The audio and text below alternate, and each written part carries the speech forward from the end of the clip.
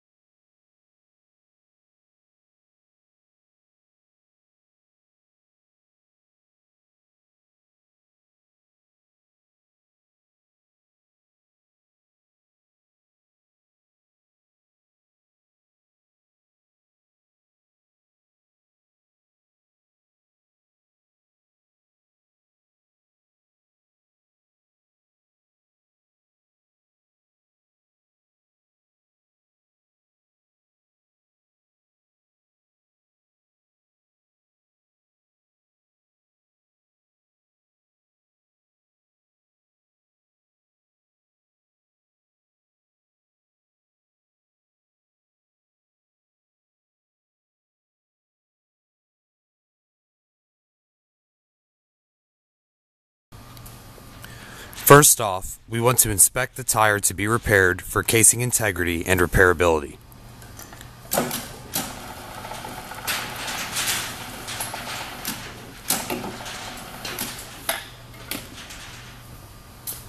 Locate and mark all injuries on the interior and exterior of the tire to be repaired.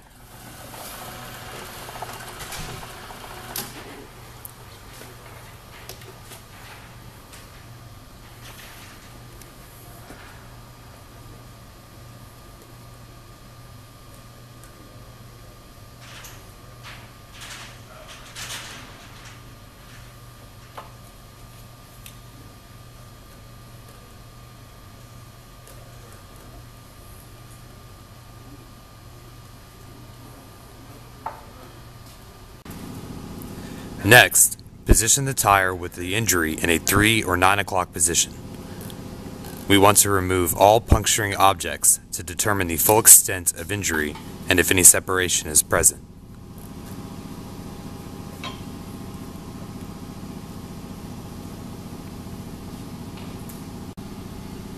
Using a gauging tool, determine the size and angle of the injury. If the injury channel angle is greater than 25 degrees, then a two-piece repair must be used.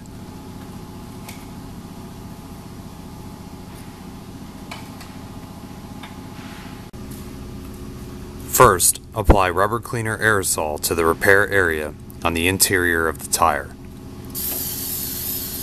Use a rubber scraper to remove the contaminating silicones and mold release agents from the inner liner surface while the area is still moist with the rubber cleaner.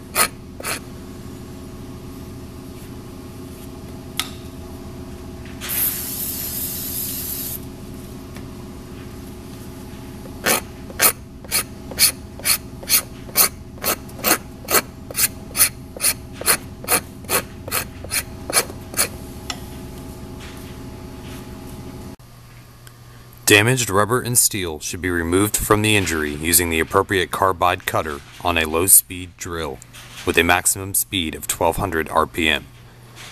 Drill the injury from the inside of the tire following the angle of injury. Drill at least 3 times on the interior, then repeat this process from the outside of the tire.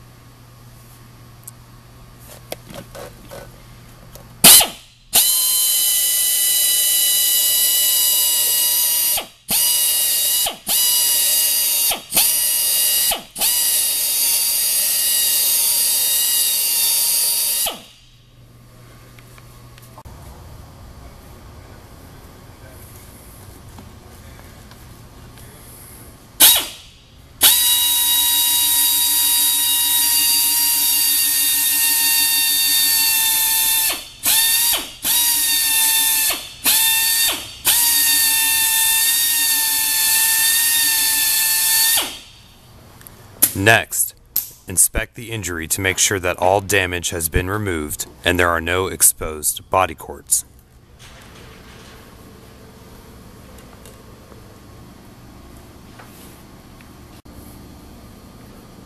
Using a spiral or reaming tool with a light coat of chemical vulcanizing cement, insert your tool into the injury and rotate in a clockwise direction.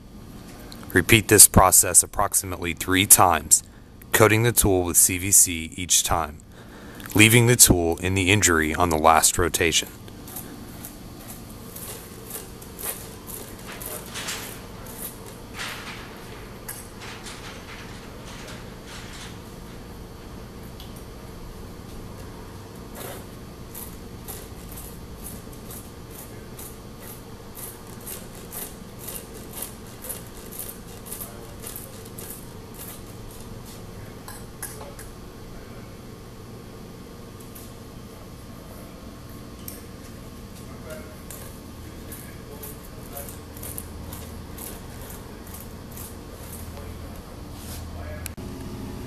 Relax the tire so the tire beads are not spread. Remove the spiral tool.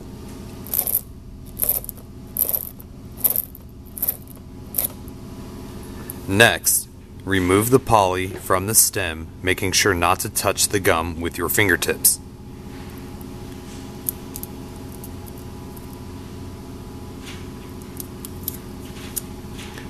Apply a small amount of chemical vulcanizing cement to the tapered portion of the stem.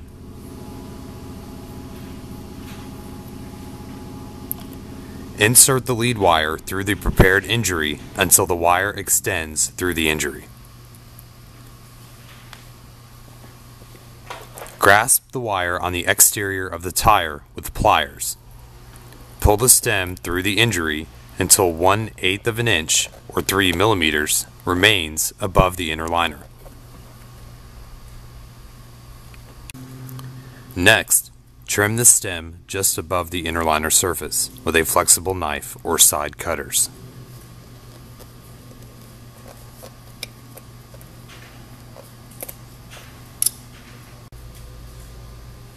Center the repair unit selected over the injury and use the repair unit as a marking template for identifying the buffing area. Trace index lines approximately 1/2 of an inch or 12 millimeters larger than the repair unit on all sides.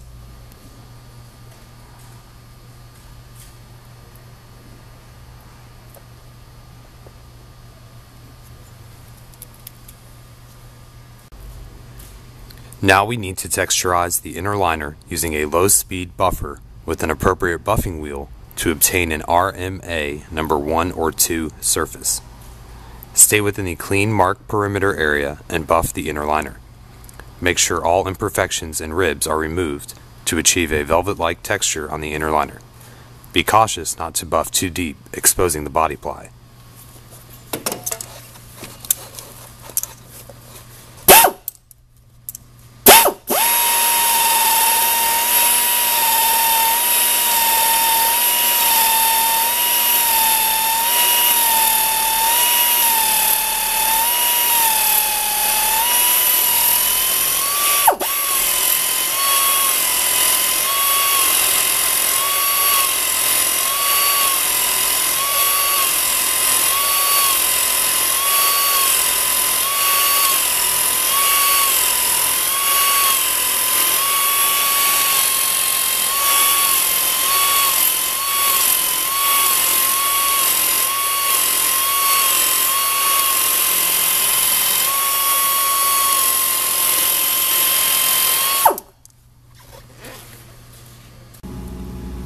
Use a vacuum or a wire brush and remove any buffing debris from the inner liner surface within the marked area. Do not use compressed air or an airline to blow debris from the surface. Airlines may contain oil and moisture combined with the air, can further enhance contamination, causing repair units to fail.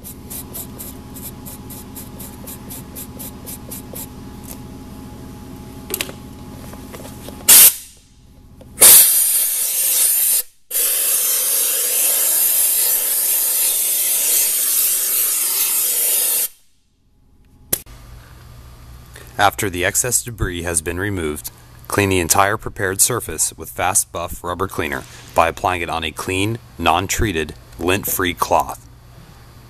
Do not apply directly to the tire. Allow the cloth to absorb the solution and apply the cloth using a patting method so the rubber does not absorb the solution, yet the contamination is removed by the dampened cloth.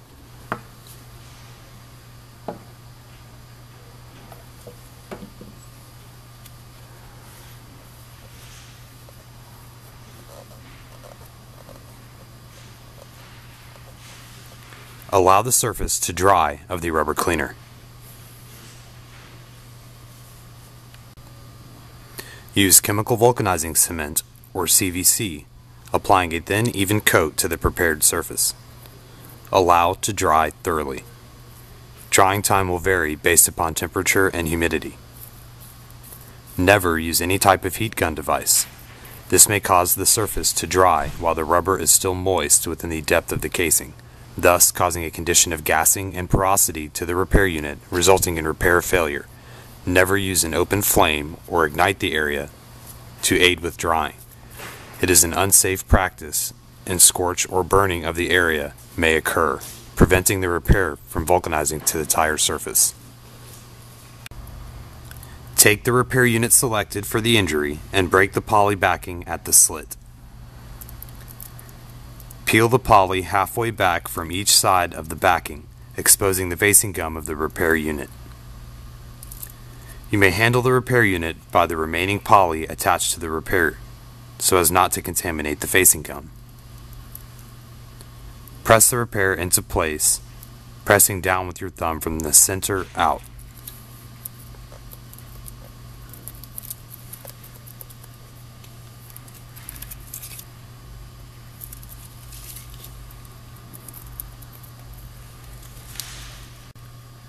Next, stitch the repair unit in place, working the repair from the center towards the edges.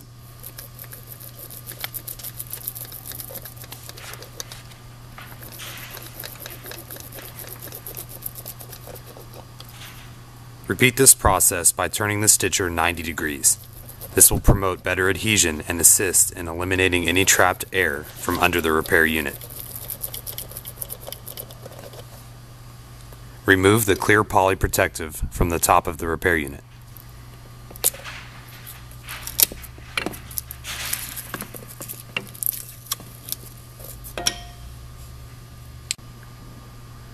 On a tubeless tire, apply a coating of inner liner repair sealant around the perimeter of the repair unit and to the exposed textured area of the inner liner.